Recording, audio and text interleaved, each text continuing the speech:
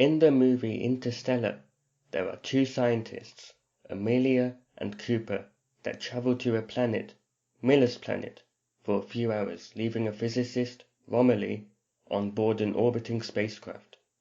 We as the audience watch what happens from the point of view of these two astronauts, but when they return to the ship, Romilly has aged by multiple decades. How can this be? This can be explained by looking at Einstein's special theory of relativity and using the analogy of the twin paradox. Special relativity tells us that two different events separated in space could happen at different points in time.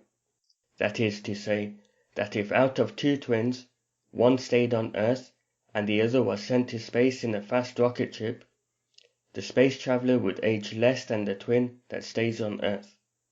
This is due to the space traveler twin traveling at a higher speed than the twin that stays on Earth. Scientists at NASA have even been able to prove this through syncing two watches, taking one in a spacecraft and keeping one on Earth. This is why the clocks on the ISS must be recalibrated regularly.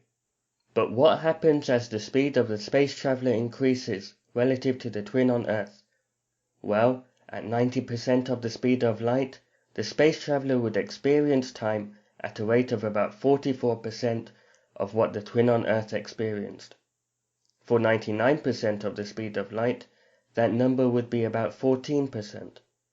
For 99.9% of the speed of light, that number would be the low value of 4.5%. One can see that this trend is exponential.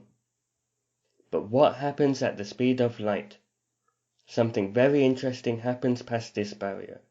As the speed of the space traveler increases, closer and closer to the speed of light, the rate of time progression compared to the twin on Earth decreases.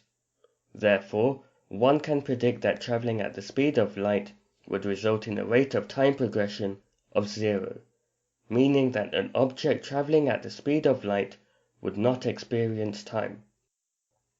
And sure enough, the equations of physics do not fail. But what could possibly travel at the speed of light? Well, how about light? What is light composed of?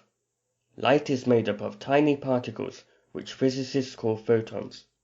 Photons travel at the speed of light, and therefore they do not experience time.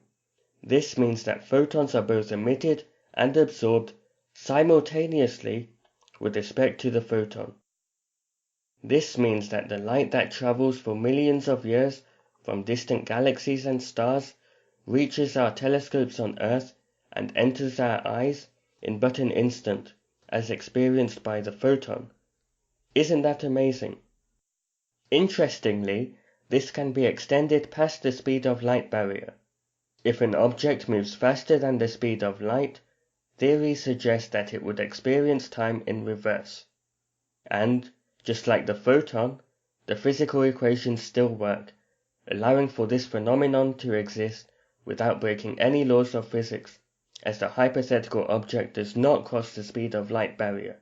It was already moving faster than light. Physicists call this theoretical particle the tachyon. And as the tachyon travels faster than the speed of light, it would require an infinite amount of energy to be slowed down to the speed of light. That is what the equations suggest. That's time dilation.